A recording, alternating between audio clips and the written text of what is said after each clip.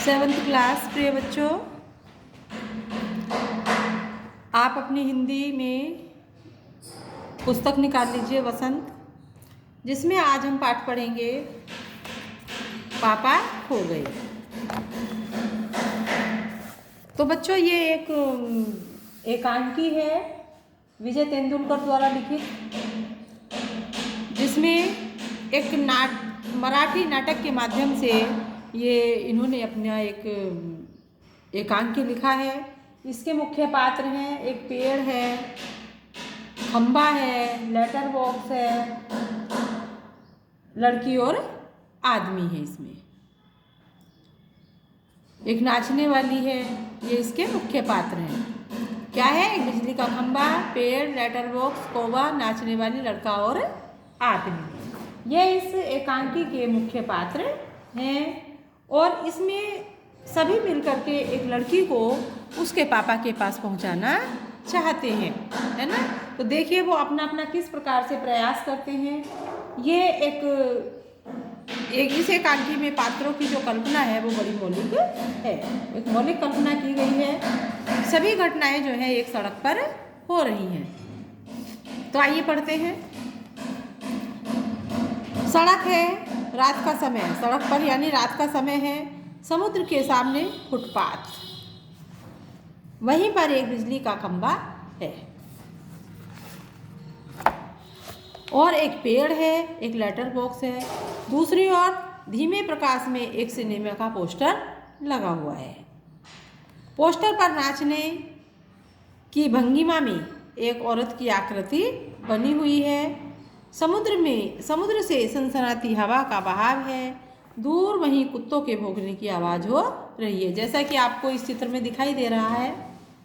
ये इस तरह से है, ये पेड़ है, पोस्टर है, लड़की है जो छुपी बैठी है ना, ये लेटर बॉक्स है।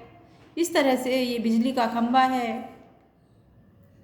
और एक कौवा है, एक आदमी है।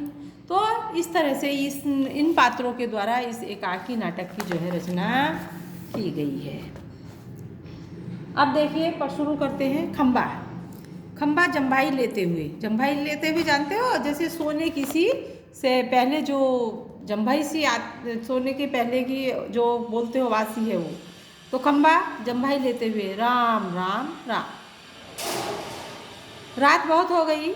पेड़, आजकल की रातें कैसी हैं, जल्दी बीतने में ही नहीं आती।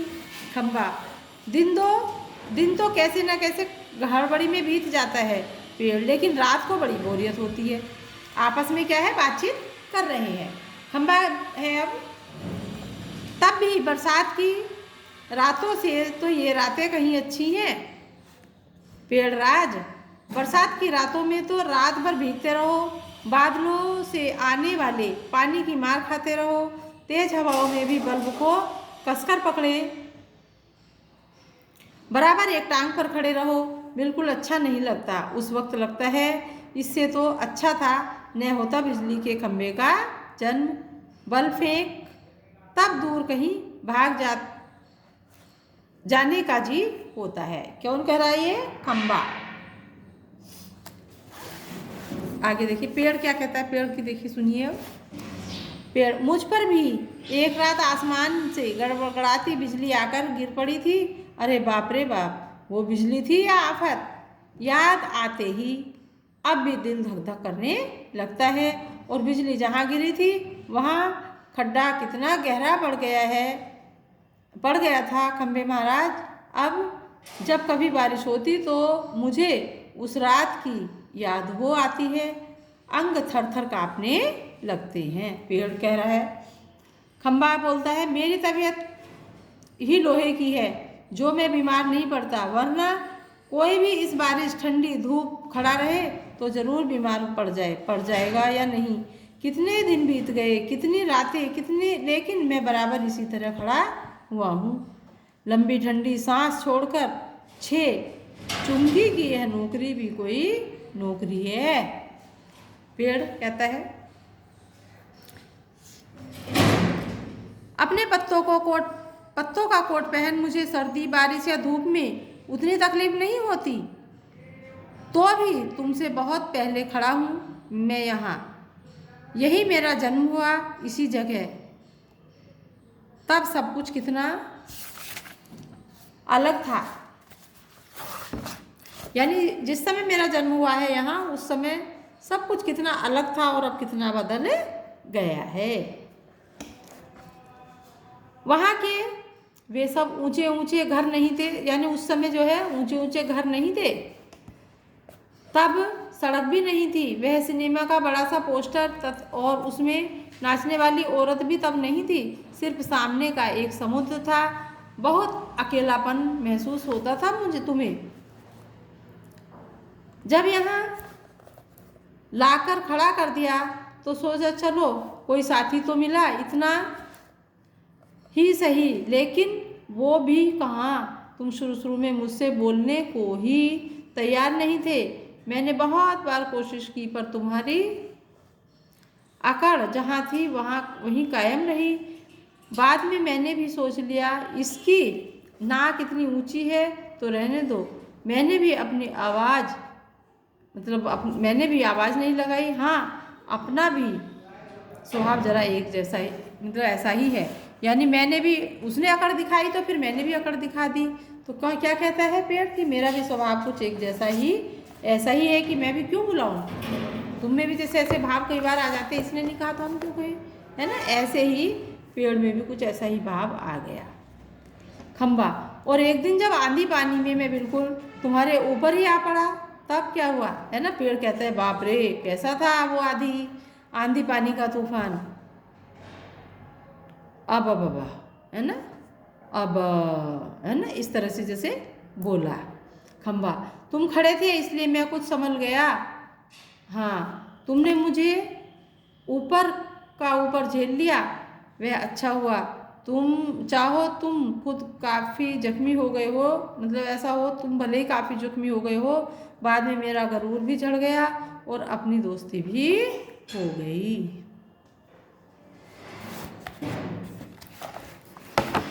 किस किस की दोस्ती हो गई बच्चों, खंबे की और पेड़ की। पेड़, हवा आज भी बहुत है, दोनों चुप। हवा की आवाज़, कुत्ते का भौंकना, पोस्टर पर बनी नाचने वाली औरत टेढ़ी हो जाती है, उसके घुंघरू बजते हैं। वह फिर मतलब वह फिर पहले की तरह स्थिर हो जाती है। लेटर बॉक्स किसी दोहे का एक चरण गुनगुनाता है और रुक जाता है। अब देखिए कौवा पेड़ के पीछे से झांककर काव काव, अरे कौन है जो रात के वक्त इतनी मीठी आवाज़ लगाकर मेरी नींद खराब करता है, जरा भर चैन नहीं है। कौन कहता है, कौवा।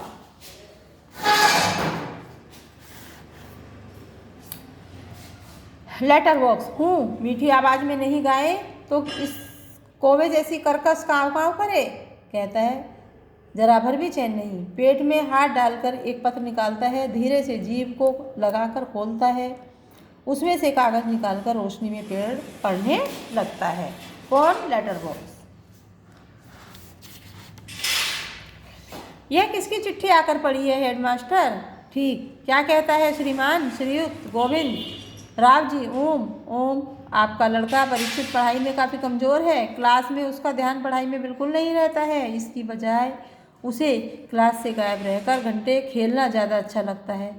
आप एक बार खुद आकर मुझसे मिलिए। परीक्षित के पापा हेडमास्टर से मिल भी लेंगे तो क्या हो जाएगा। स्कूल के बच्चे नहीं पढ़े नहीं, क्लास से गायब रहकर घंटे खेलते रहें, इसका क्या मतलब। फीस के पैसे क्या फोकट में आते हैं। सभी पापा लोग ऑफिस में इतना काम करते हैं, तब कहीं जाकर पैसे मिलते हैं। उन्हें ये बच्चे फोकट की समझें, आखिर क्यों। मुझे हेडमास्टर होना चाहिए। इस परीक्षित के होश तब में अच्छी तरह ठिकाने लगा था। वह पत्र रख करके दूसरा पत्र निकालता है, यानी लेटर बॉक्स जो है तरह तरह के सभी पत्र निकाल करके बार बार पढ़ रहा है।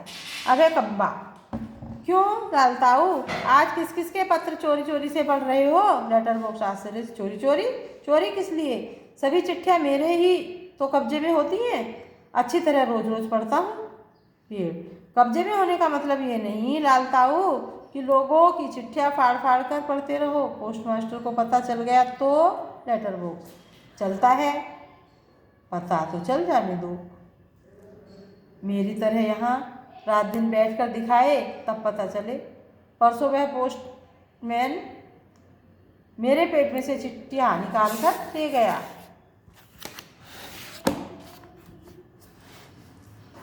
चिट्ठियाँ निकाल रहा था तो क्या हुआ, और मुझे इतनी लंबी जम्भाई आई कि रोके नहीं रुकी। जम्भाई लेता है वह देखता ही रह गया। चिट्ठियों का बंडल बनाकर जल्दी जल्दी चलता बना वह। लेकिन यह है लेटर बॉक्स, इसे नहीं बोरियत होती एक जगह बैठे बैठे। मैं कहता हूँ 4 चिट्ठियाँ मन में लाने के लिए पढ़ भी ली तो क्या हो गया। पेड़ लेकिन चिट्ठी जिसे लिखी गई हो लाल ताऊ उसे ही पढ़नी चाहिए, वह प्राइवेट होती है, प्राइवेट। किसने कहा? पेड़ ने। पेड़ किसको? लेटर बॉक्स को समझाता है कि ताऊ किसको कहा है? लेटर बॉक्स को, कि ताऊ चिट्ठी पढ़नी नहीं चाहिए किसी की, जिसकी चिट्ठी होती है वो उसी को पढ़नी चाहिए। Letter box. मैं कहाँ किसी की चिट्ठी पास रख लेता हूँ, जिसकी होती है उसे मिल दी जाती है। किसी की गुप्त बातें मैं कब बाहर निकलने देता हूँ, वह मुझ तक ही रहती है, इसलिए तो मुझे अपना बहुत महत्व लगता है। पेड़ कोई आ रहा लगता है, सब चुप हो जाते हैं। पोस्टर पर बनी नाचने वाली का संतुलन फिर से बिगड़ता है, फिर पहले की तरह स्थिर और स्तब्ध हो जाती है।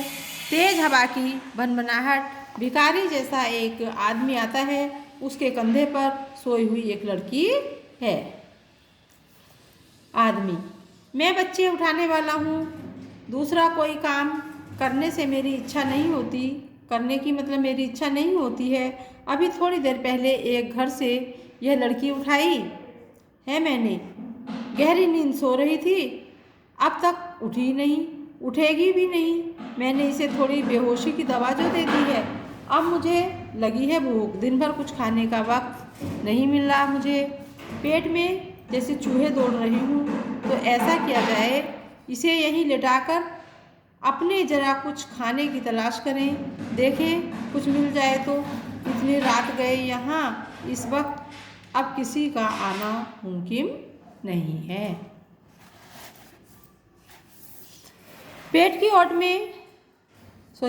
ओट में लड़की को डाल देता है, उस पर अपना कोट फैला देता है और इधर उधर जरा चौकस होकर देखता है। फिर एक एक आदमी एक एक कदम सावधानी से रखता हुआ निकल जाता है। खंबा। अब देखिए क्या करते हैं ये खंबा। पेड़ से श पेड़ राजा, दाल में कुछ काला नजर आता है, यानी इस तरह से बोल करके पेड़, वह जरूर बहुत बुरा आदमी है कोई, और यह लड़की तो छोटी सी है लेटर बॉक्स, वह उसे कहीं से उठाकर लाया है, मैंने सुना है। पेड़ कोए को जगाते हुए इस तरह से बोलता है, कोए जागना, जाग। कौवा: दिन हो गया? पेड़: नहीं, दिन नहीं हुआ है, पर एक दुष्ट आदमी एक छोटी सी लड़की को कहीं से उठाकर ले आया है। चुप, वो आदमी इस वक्त यहाँ नहीं है, वो लड़की उठ जाएगी तो चिल्लाएगी। कौवा आलस से उठते हुए: आँखों पर एक चुल्लू पानी डालकर अभी आता हूँ, और वो चला जाता है।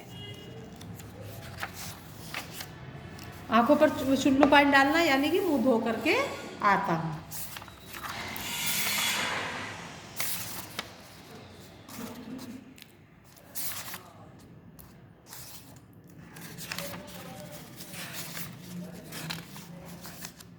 खंबा। भयंकर, बहुत ही भयंकर। पेड़ झुककर लड़की को देखकर: बच्ची बहुत प्यारी है। कौवा: जाने किसकी है ना, कि बहुत प्यारी बच्ची है, जाने किसकी होगी। लेटर रोज मुड़कर देखते हुए नास पीटे ने सोई हुई को उठा लिया कहीं से, चील जैसे चूहा उठा लेती है वैसे।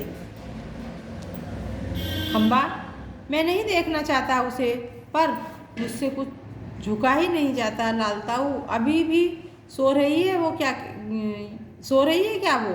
लेटर बॉक्स: हाँ हाँ हाँ। खंबे महाराज। कौवा आकर: कौन उठा लाया? किसे? बोलो अब। पेड़: इसे, इस छोटी लड़की को एक दुष्ट आदमी उठा लाया है। देख करके अच्छा, यह लड़की और वह दुष्ट आदमी कहाँ है इसे उठाकर लाने वाला।